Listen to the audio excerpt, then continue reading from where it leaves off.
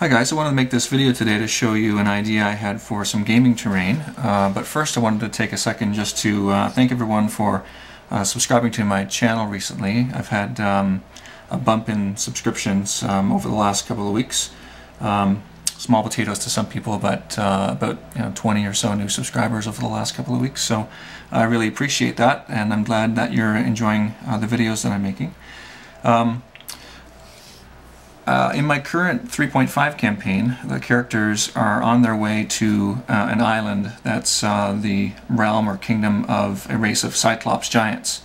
And I wanted to get some terrain made up for that encounter, or for that series of encounters. And I was envisioning the culture, or at least the architecture of the race, to be in a desert setting, or at least a rocky sandstone kind of setting. So I think that I thought that I would come up with a color scheme, or I was thinking that I would come up with a color scheme that represented that that brown sandstone look.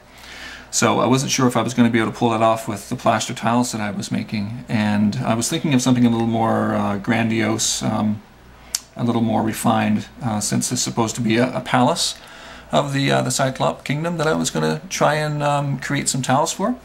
So what I did was went to Home Depot and found a set, or a sheet of Mosiac backsplash tiles, and they happen to be 1-inch square and happen to have this sort of light brown or marbly and sandstone combination. So I went ahead and bought a couple of sheets, one sheet of the 1-inch square tiles, and then a sheet that sort of matched it color scheme wise that was of the longer pieces. And they come on a mesh background, or a mesh that holds them all together.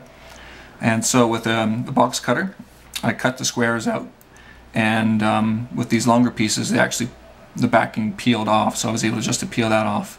And I washed them all off. There was a bit of a dust and a residue on them, so I went ahead and washed them all off. And then I made tiles out of them. Let me just adjust the camera here a little bit.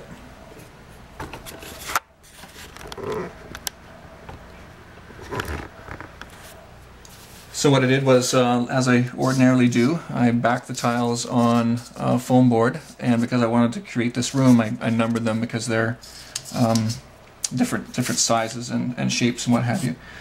But the 1-inch square tiles come in a 12 by 12 sheet, and there's enough of these wall pieces for me to have a few actually left over. So I was able to create this room, and again, various sizes. I just drew up a little plan to make a 12 by 12 room that could be broken apart if I wanted to and put together in different configurations. Some areas I just have a single layer of wall, and that can be just a doorway, or even just still representing wall because it's not the 1-inch square tile.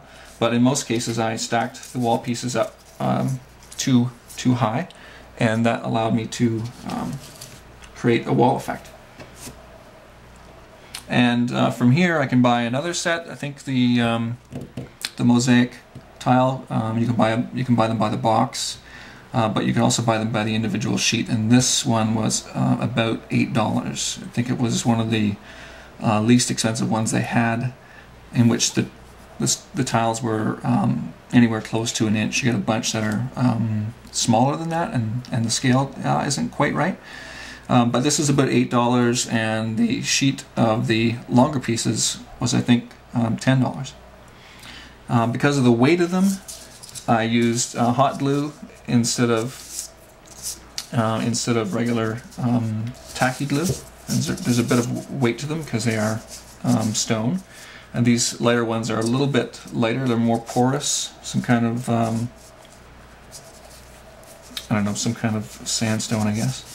But these other pieces are more like a granite or a marble even, and they're a little bit heavy, but they seem to be holding up fairly well. I haven't put them through a lot of use yet, but none of the tiles have come unglued at least.